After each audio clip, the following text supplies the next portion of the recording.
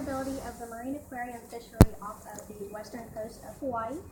I am, as Rod said, coming from an outlooker's perspective, coming up from Texas and never having been to Hawaii. I have been involved in the hobby of aquarium fish for literally since I was probably 3 or 4. I've always had tanks, always had fish. Since I've grown up, I've looked into more so where the fish are coming from, and it's been a wonderful experience to come to Hawaii and physically see where these fish are coming from. I had an opportunity today to even snorkel and see some of the species I've kept, so that's been a wonderful experience. It is a very heated topic. I know there's passions on both sides, so I'm really hoping I can hear a little bit of that from you guys in response to this presentation. Okay, so starting out, what is it? This is the little bit of the main point of what I'm going to cover. I'll talk about what the aquarium fishery is, how it is done here on the Kona coast, where it's occurring on the Hawaiian coast, the economic impact, both the positives and the negatives, and then how the residents view that, both the pros and the cons, those that are for it, those that are against it, current regulations, where they started, how far they've come, and then the ecological impact on our local environment here. So what is a marine aquarium fishery? For our purpose, off the coast of Kona, they do the wild collections with different types of nets, anywhere from scoop nets to fence nets, sometimes even the smaller little bucket scoops. Other areas in the world, they actually use cyanide, which has been outlawed in most cases. It doesn't seem to be a problem here in Hawaii. They normally will use the smaller sizes of nets, anywhere from a 3/4 inch to a 1/2 inch size hole. You can see the divers here using the little scoop nets where they're diving down by hand and collecting them. Others will use the fence nets that are put in place where they'll later go back and kind of shoal the fish into the nets where they then sort them by size. After the collections are made on the smaller boats, they are then sold to local wholesale distributors, typically here for pennies on the dollar compared to what I pay back in Texas. But these wholesalers will keep them in their tanks typically for a few days to get them sorted. They will then package them for shipping to retailers. In this step, they're typically sent to Oahu because the shipping costs are a lot lower, so we'll be moving them there. They are then packaged for shipping, typically airbags. Sometimes they add chemicals to really help aerate the water for the 2 to 3 days that they might be traveling. From there, they typically come where they're displayed in the main display tanks, anywhere from little 10 gallons up to upwards of 300 gallons, typically in the stores I see. After they go through that stage, they are bought by people like me who wander in and see something they love and they purchase it, where they then take it home for their aquarium. So there's multiple steps in here for each organism. I can say it is a difficult process on many of the fish. I've witnessed a lot of fish that don't make it very many days, or a lot of people that aren't into the hobby, that are experienced, that don't really know how to handle the species they purchase has been an issue because they take them home and they're not properly caring for them. But just the steps alone is a really rough process, even on some of the more hardy species. So some of the collection points that I was studying, most of them are on the western coast of Hawaii along the Kona coast. There's around a little over 250 miles that the reefs are located at. Around 150 to 170 of those are the ideal area to go to collect these species, being that they're reef communities. Fish are going to be found anywhere from artificial structures to the barrier reefs, but the communities are where the heaviest amount of fish will be found and the greatest variety that these collectors are looking for. So in our case, that's going to be mostly found along the Kona coast. So the importance of Hawaii. Why do we come to Hawaii for these fish? Commercial collectors do take upwards of anywhere from 1.5 million, almost to 4 million fish and invertebrates each year. So that is an astronomically large number, to take them for this hobby. But at the same time, Hawaii is the world's 3rd largest supplier of reef wildlife and the largest one for the United States. So for our purposes, for those of us that keep the fish anywhere in the U.S., Hawaii is going to be our go-to spot for these species to be brought in.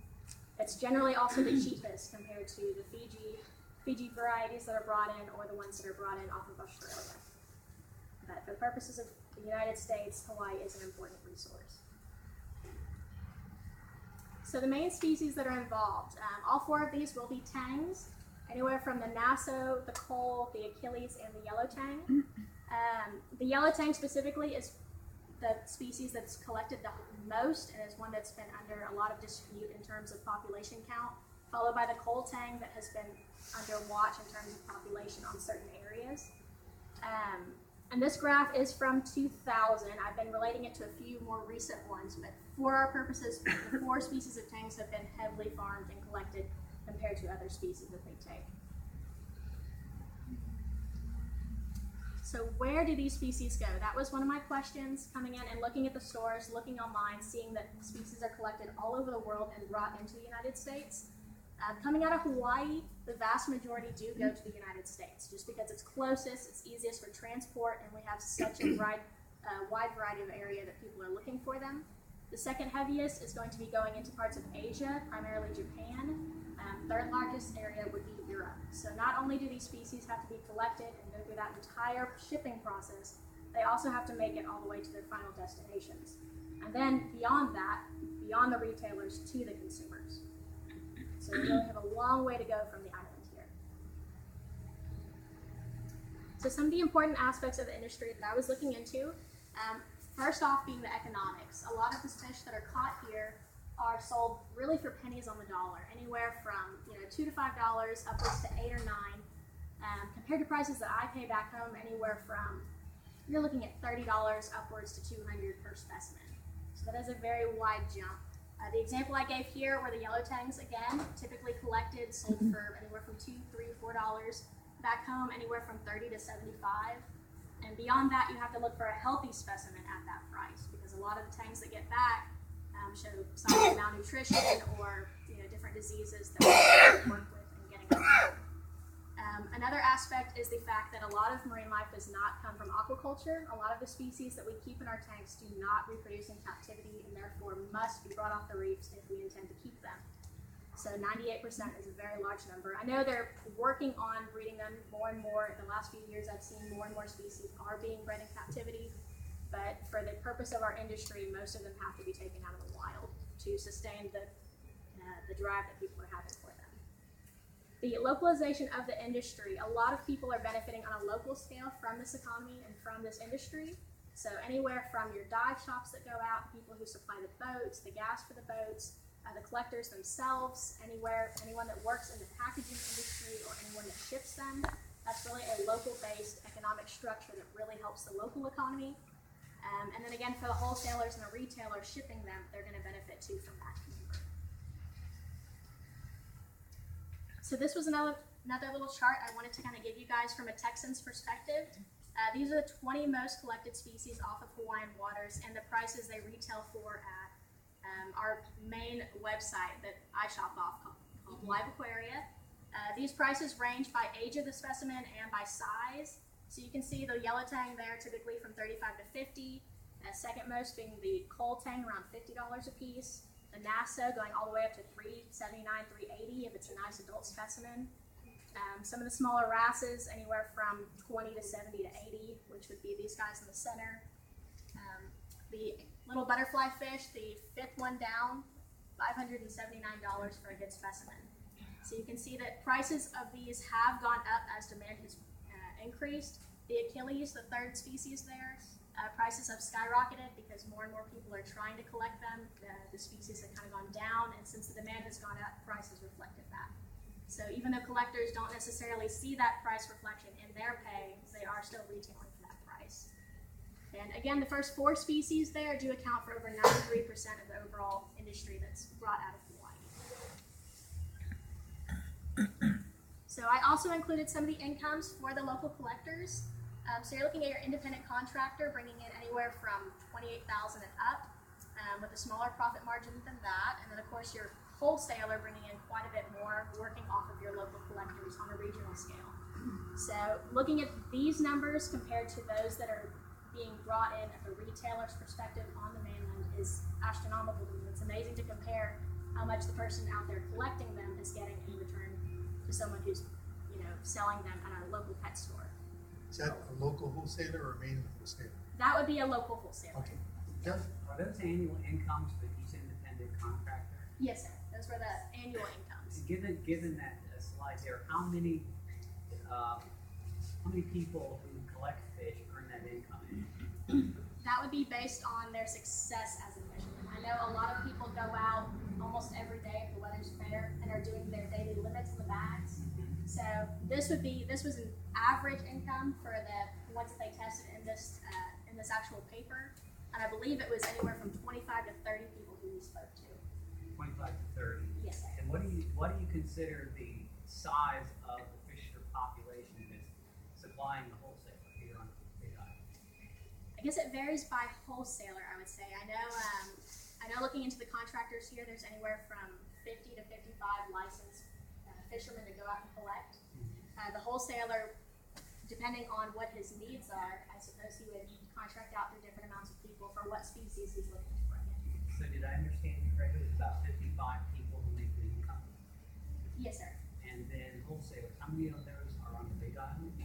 Big Island, from what I was able to find, I believe there was 2 main ones in Oahu that were very large. They did, all the shipping, international shipping there. So they have a feeder here in Kona that sends them to their aquariums. A feeder? I'm sorry. Yeah, we have 55 people selling fish. Yes, sir. Then they sell them to a wholesaler. Then Yes. there must be a wholesaler collection point. Yes, sir. Yes, sir. There would be a wholesaler that collects them from the fishermen. I'd have to see if the fishermen physically bring them to the wholesaler facility or if they have a collection site that they meet at.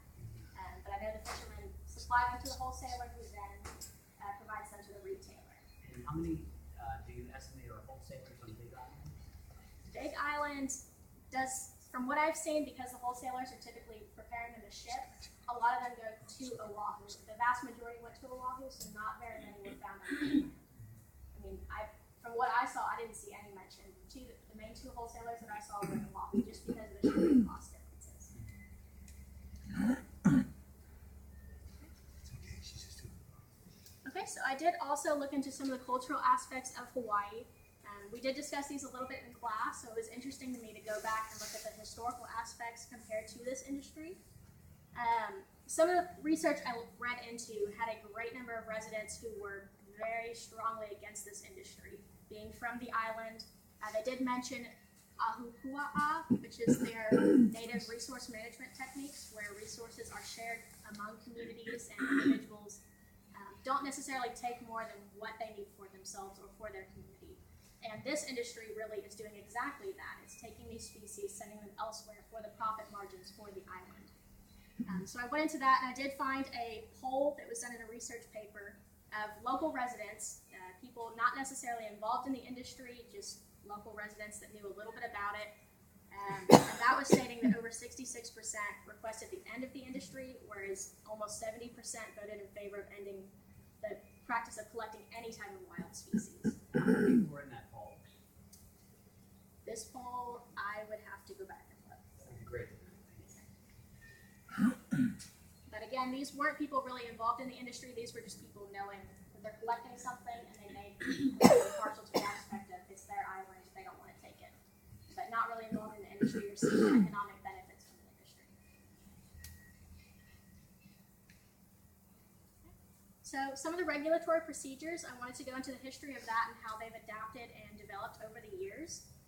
So starting out with the fishermen that go out and do the collections, they do have to have a license. The license fee is around $50 for them to be able to go out and collect the species. Once they go out and do their collections, they are required by the Division of Aquatic Resources, or DAR, to do a filing report on how many species they collected, the size, and the quantity. And this follows into their daily bag limits. To be able to follow the procedures, they have to report how many they're collecting. This also led to the establishment of our FRAs, or our fish replenishment areas, and the enactment of the Whitelist, both of these which I will talk about a little bit more in detail in a moment. And that also led, again, to the establishment of the West Hawaii Regional Fishery Management Area. So going into... Would you be able to explain that of those 55 fishermen that take fish, if they violate their licenses, what is the maximum fines and fees that they would have to pay? And number 2 is, have there been any cases in the last 5 years where those fines and fees have been assessed? Yes, sir. From what I was able to find, a lot of the regulation has been kind of lax in terms of the regulators who are trying to go out and assess that. One of the facts that I found was that they're not able to go actually open the coolers. So they're not by law allowed to open the coolers to view the fish that are in the cooler that have been collected. And that has been a really difficult stepping point. So a lot of these logs are basically trust of those that are under the licensing. And I'm assuming those that rely on that so heavily for their livelihood, if someone was to stop them and had a way to assess how many fish they took, they're going to be under pressure to follow the regulations to a degree.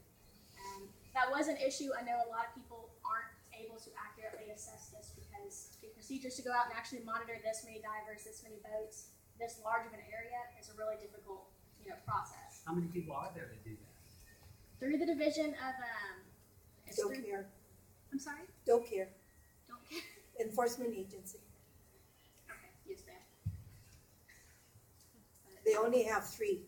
Three. One in south, one in Kailua, and one up north. That's the enforcement that they have. Yeah, so they're working in very, very large areas to be able to cover that area of fishermen. Gus, are you going to explain what that picture is of the Oh, I'm sorry? On the right, that is a group of fish that were collected that were actually found in a trash can. It was over 600 fish completely that were dumped either for being underweight from getting them back, or they didn't make it back from the boats to the collection site. But a lot of the yellow tangs that were collected there were actually under legal size for collection. So that was someone who went back and laid them out, to We discovered them. yes, ma'am. Yeah, discovered them that way. So those were all undersized, under legal. That may have been someone who necessarily didn't have a permit that went out to collect them. Because this number, for example, is very, very high compared to the daily bag limits. You would not be allowed to take this many fish. So unless it was a group of fishermen that went out together thinking they could collect them, or one sold one, they collected ones that were illegal and didn't make it back home. Okay. So I will go into a little bit more detail on the last three here in the next following slides. So in 1998, they did enact Act 306, which was one of the first major steps towards regulation in the fishery industry. This did establish the fish replenishment areas along the Kona coast. A little over 32% of the coastline was shut off completely to fishery collections. So these spots were allowed for populations to restore themselves, and that way collectors could not go in certain habitats to take from those fish populations. This also did the daily bag limits, so instead of going out and collecting as many as you could in a day, they were set by species. So the popular yellow tang, you were allowed only 10. The coal and the Achilles, coal 5, Achilles 10. So that was the main goal, to really help those collectors really limit what they were bringing in and hopefully allow those populations to bounce back pretty readily. This also set forth the steps towards the Whitelist, which was going to be a list that I'll discuss a little bit later, but it limits the amount of fish, or it limits the varieties of fish that they're able to take. So instead of going out and collecting anything that you see and intending to sell it back and ship it, they were limited to only species that were able to do well in aquarium life, or those that were deemed to do well and adapt well.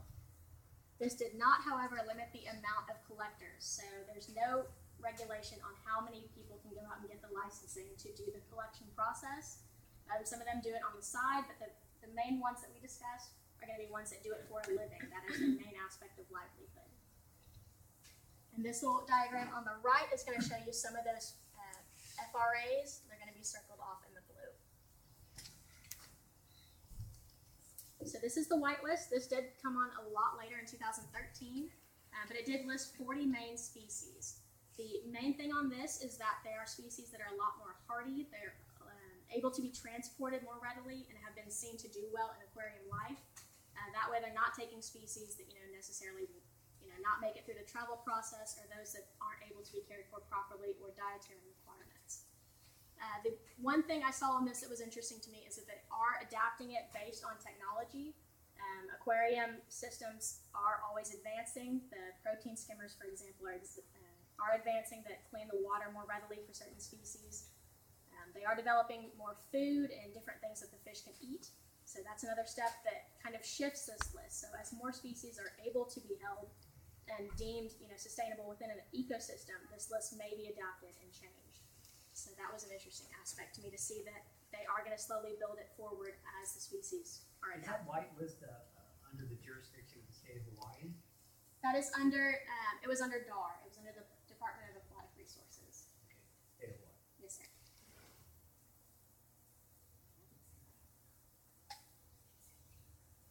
So this was a map that I went ahead and included that had different things for the fishery management areas, the FMAs, which would be in red. The replenishment areas that we discussed would be in green. And then down here too, there's other things included like wildlife sanctuaries and natural area reserves. But you can see that they've denoted a lot of areas along the Kona coast. Let's see, I have a pointer here. Along the Kona, You do, but it doesn't reflect very well. yes, it didn't really show. Okay. Well, along the Kona coast that do show those areas, and now that they've added the management areas where they're looking into those resources more heavily, this is just showing how they've adapted over the past, anywhere from, we looked at 98 through 2013, and how they're adding more of those areas into the Kona coast to ensure that those populations are sustainable. So looking into regulation and asking how it is working. Looking into a marine biologist by the name of Dr. Walsh, he mentioned different regulatory practices and how the populations are returning in certain areas. These statistics are, however, only found in the fishery restoration sites. These are not going to be found in the other waters excluded from those. But in the areas they set aside along the Kona coast, the yellow tang population did bounce back upwards to almost 90%, whereas the coal tang did bounce back almost up to 40%. And that was his main argument, was that these are sustainable because in these areas, these populations are bouncing back. And as they bounce back, they're going to expand into the areas where collections are still made. The critique on this is that they are expanding in those areas, but are they doing it fast enough to restore themselves in the collection points as well?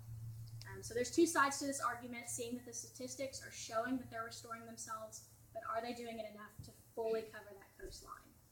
And So that was understanding you correctly, that Dr. Walsh is the one person on the Big Island that does fish population counts?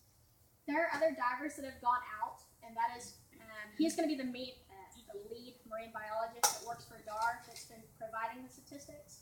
But local divers have had quite an insight as well, and that's the ones that are saying that, hey, these are not returning at the other collection, or at the collection points.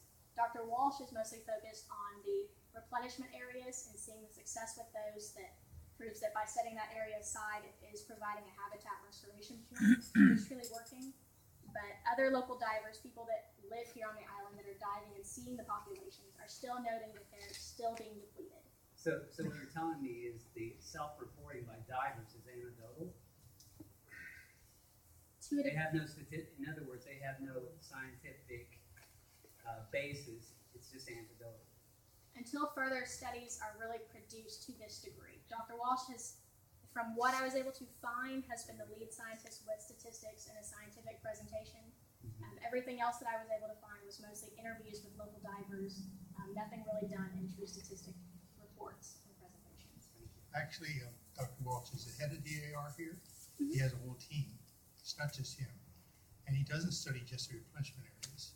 He also studies the other areas, and they're coming back in the other areas. So they are coming back to a good Yeah. degree. When you Because say you there's have a source. team, what does that mean? What does what mean? What does a team mean? When you say that Dr. Walsh has a team, what does that mean? They're the employees of the Department of Aquatic Resources. And how many of those are there? I don't actually know. Can we let Michelle continue her presentation, please? Like I said, this is a very passionate Yeah. topic, so I love No, to well, hear it. it's just a No, I'm trying to get No, I appreciate misleading. that. I do. Yeah. So he has a team of divers that work with him through DAR that go out and look Yeah, at they it. take scientific surveys. Yes, sir. That is good to know. All right. And then leading into, this is my last slide, so this relates to what we just kind of covered. The emotion versus the ecology, talking about, like he was just saying, the statistics behind it, people going out and actually doing the surveys, doing the actual fish counts, versus those that, just want to outlaw it completely without seeing that it's really working or not working. Dr. Walsh's statistics have been very influential in those restoration sites, and the success in them is showing how it's working. Others, this was a recent incident, I'm sure you have all heard about it, where a diver was going down. She was videotaping one of the collectors, and I guess she got too close, and there was a confrontation of sorts between the two, and one of their regulators got ripped out. So this was all over the news about the, pros and cons, who supports it, who doesn't. All the way back in Texas, everyone was hearing about this incident. So this really kind of, pushed the movement of, should we support this, should we not support this? But this became a big issue and kind of led us back in Texas to hear about this issue here. And again, pushing into the picture I had earlier, just showing that one of the main issues that I think has led into the emotions is a lot of misinformation and people that go out that aren't properly licensed. You know, without the proper license, going out and doing, you know, where they find stuff like this, where over 600 immature individuals or immature specimens are found, you know, dead up in a bag in a trash can, without explanation of who took them, why they were taken, you know, and laid out, you know, for a total fish count. But I believe the regulations themselves have shown that the populations are restoring, but without proper management of some of the other divers that are going down and collecting, has led a lot to the emotional turmoil in this case. So I think with the proper regulations and with them continuing, it is going to be a sustainable, you know, industry here in Hawaii. It is one that is important. And with the statistics that we just saw, it is actually replenishing some of the populations. That was my presentation. Do you have any other questions? Yes, sir. Do you know what the mortality rate is from beginning to end for various species? Yes, sir. Starting out from collection point to wholesaler was anywhere between 1 to 3%. Wholesaler to retail, it looks like the last few years they have got it down anywhere from like 0.3 to 3%. And then to the retailer, I don't really want to include those statistics because from my experience as a hobbyist, a lot of consumers go and they see something pretty, they buy it, they take it home, they don't realize what they have. And I've seen that on a wide scale of people who don't know the dietary needs or the size or compatibility with specimens. So that in itself is another issue, is lack of education. But through the last decade alone, the statistics on mortality has decreased rapidly with better transportation, better packaging.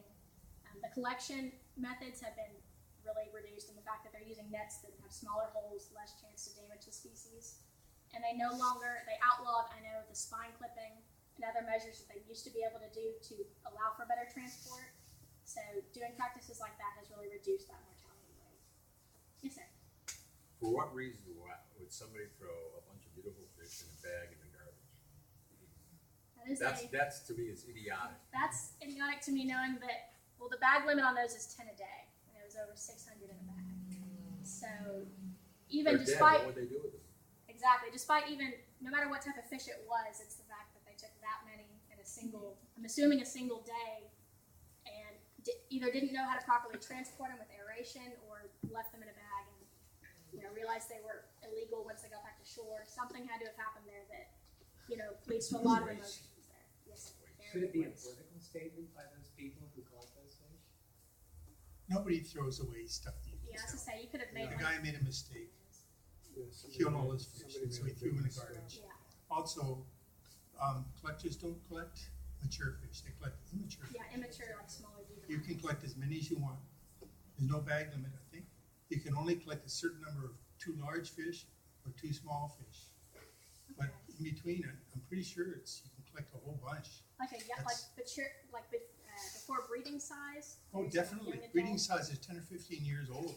Yes. These guys are collecting fish that are newly settled, so they're maybe 3 or 4 months old until they're just a couple months older than that. People don't want big fish in their aquarium; they want the small ones. And there's no limit, you're saying? I don't think so. I'm not positive, but the whitelist specifies all that. Yes, so the whitelist I know in yellow tanks was 10 a day, but I don't know if, I'd have to look further. That sounds if really it's wrong. I think it's 10 a day that are oversized or undersized. Oversized or undersized. I think you can collect a lot, which is not a nice thing, probably. But Yes, sir. I don't really know. Anyway, for sure, people only collect mostly the small ones. Just one more quick question. Yes, sir. So when people who are selling to the wholesalers and they bring it to the wholesaler, let's just say it's me, Okay. and I come to a wholesaler, does he ask to see my permit? In other words, it's very clear that you're alluding to a shadow group of people who are collecting fish illegally. Yes, sir. And so How do you know when the that? wholesaler buys those, What are you saying? do they ask for the permit? Or do they know them by name, or how does that work? I don't believe there's that many on the side doing it. I think it's just the aspect of those that do, doing it at a proper rate that we're able to regulate and maintain. Those that, may do it illegally, I don't know if they'd be using those same wholesalers. going through some other shipping method, or someone else who says, hey, I can ship these to the United States for you for so much money. If there's other ways to go about that, then the true licensed wholesalers. But from what I was able to see, they do have to, issue their permits. They have to see that, basically have them on their records that this is who I'm buying from, this is their licensure, because it has to be updated, every so often. So what you're telling me is the state has an auditing procedure for these permits. So you go through the true wholesalers, like the two main ones on Oahu. I believe you do have to have that license. Why don't we stop there?